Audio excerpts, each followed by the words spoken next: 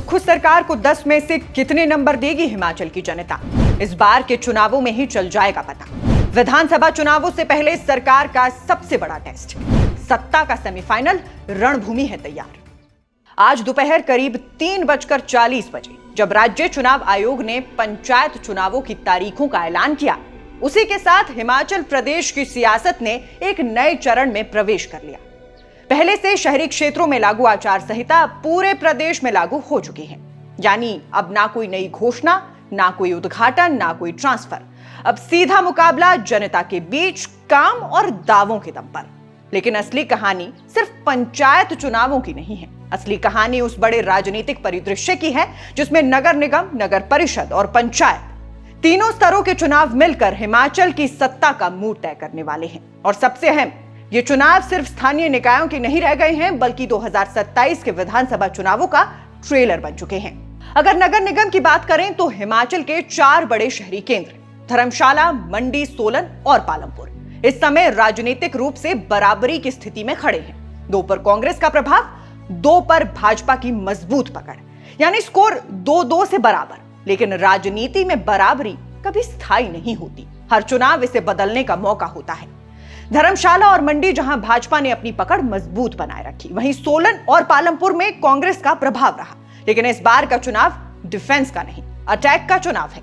दोनों ही दल अपने अपने किले बचाने के साथ साथ विरोधी के गढ़ में सेंध लगाने की रणनीति पर काम कर रही हैं। और यही वजह है कि यह मुकाबला 2-2 से 3-1 या यहां तक कि 4-0 तक भी जा सकता है। नगर निगम चुनावों की खास बात यह है कि ये पार्टी सिंबल पर होते हैं। यानी यहां कोई व्यक्तिगत छवि या स्थानीय समीकरण अकेले काम नहीं करते। यहां सीधे सीधे पार्टी की साख दांव पर होती है। और यही कारण है कि इन चुनावों को सेमीफाइनल कहा जा रहा है। मुख्यमंत्री सुखविंदर सिंह सुक्खू के लिए यह चुनाव सिर्फ जीत हार का मामला नहीं है, बल्कि उनके 2.5-3 साल के कार्यकाल का रिपोर्ट कार्ड है। उन्होंने जिन गारंटियों की बात की, महिलाओं को आर्थिक सहायता, रोजगार सृजन, पुरानी पेंशन योजना, अब जनता इन सब पर अपनी राय देने वाली है। सवाल यही है कि क्या जनता इन वादों से संतुष्ट है या फिर जमीन पर कुछ और ही कहानी है। दूसरी ओर भाजपा, जो सत्ता से बाहर है, इस पूरे चुनाव को एक मौके के रूप में देख रही है। पार्टी का पूरा फोकस एंटी इनकम्बेंसी को भुनाने पर है। महंगाई, बेरोजगारी, धीमे विकास कार्य, ये सारे मुद्दे भाजपा के लिए हथियार हैं। और यही वजह है कि भाजपा इस चुनाव को सिर्फ स्थायी लड़ाई नहीं, बल्कि सत्ता में वापसी की नींव के तौर पर देख रही है। अगर पिछले आंकड़ों पर नजर डालें तो तस्वीर और दिलचस्प हो जाती है। नगर परिषदों में भी मुकाबला लगभग बराबरी का रहा। 27 में से 14 पर भाजपा समर्थित अध्यक्ष, 13 पर कांग्रेस। यानी यहां भी एक सीट का महत्व है। कांगड़ा, मंडी, सोलन और शिमला जैसे जिलों में कांग्रेस ने बढ़त बनाई, जबकि सिरमौर, ऊना, हमीरपुर और चंबा में भाजपा का दबदबा साफ दिखा। यानी साफ है, हिमाचल इस समय पूरी तरह से राजनीतिक रूप से बटा हुआ है। कोई एक लहर नहीं है, कोई एक तरफा माहौल नहीं है। हर सीट, हर वार्ड, हर पंचायत अलग कहानी दिखने वाली है। और यहीं पर टिकट वितरण सबसे बड़ी चुनौती बन जाता है। दोनों ही दलों में दावेदारों की लंबी कतार है और अंदरूनी खींचतान भी खुलकर सामने आने लगी है, क्योंकि हर किसी को पता है इस बार टिकट मिलना सिर्फ चुनाव लड़ने का मौका नहीं, बल्कि राजनीतिक भविष्य तय करने का मौका है। नामांकन प्रक्रिया शुरू होते ही असली तस्वीर साफ होने लगेगी।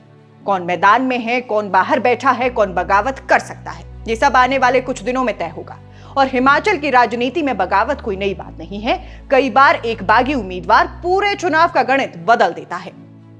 अब बात करते हैं मुद्दों की, क्योंकि आखिरकार चुनाव सिर्फ रणनीति से नहीं, मुद्दों से जीते जाते हैं। इस बार शहरी क्षेत्रों में सफाई व्यवस्था, पेयजल संकट, ट्रैफिक और शहरों का विकास, ये 4 बड़े मुद्दे हैं। कांग्रेस इन पर अपने काम गिनाएगी, जबकि भाजपा इन्हीं मुद्दों को लेकर सरकार को घेरने की कोशिश करेगी। लेकिन असली गेम सिर्फ मुद्दों का नहीं है, नैरेटिव का है। अगर कांग्रेस ये नैरेटिव सेट करने में सफल रहती है कि उसने काम किया है, तो उसे फायदा मिलेगा। लेकिन अगर भाजपा ये साबित कर देती है कि सरकार के दावे और जमीन की हकीकत में फर्क है, तो तस्वीर बदल सकती है। पंचायत चुनावों का ऐलान इस पूरी कहानी को और बड़ा बना देता है, क्योंकि अब चुनाव सिर्फ शहरों तक सीमित नहीं रहे, अब गांव भी इस राजनीतिक माहौल का हिस्सा बन गए हैं। करीब 51 लाख वोटर पंचायत चुनावों में हिस्सा लेंगे, यानी एक बहुत ही बड़ा वर्ग अब सीधे सीधे राजनीतिक प्रक्रिया में शामिल हो रहा है। हालांकि पंचायत चुनाव पार्टी सिंबल पर नहीं होते, लेकिन उनका असर पूरी तरह राजनीतिक होता है। ये चुनाव ये संकेत देते हैं कि जमीनी स्तर पर किस पार्टी की पकड़ मजबूत है और किसकी कमजोर हो रही है। और यही वजह है कि आज से लागू हुई आचार संहिता का असर भी बड़ा है।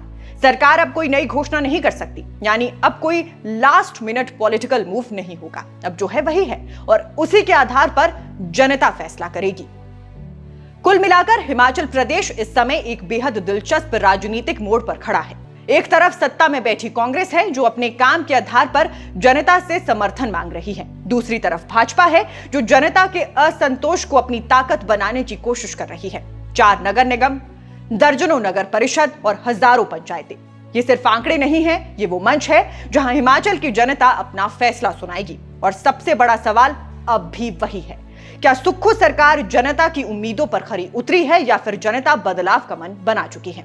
इसका जवाब किसी सर्वे में नहीं मिलेगा, इसका जवाब मिलेगा बैलेट और ईवीएम में। और 31 मई को जब नतीजे आएंगे तब सिर्फ सीटें नहीं गिनी जाएंगी, तब हिमाचल की राजनीति की दिशा तय होगी।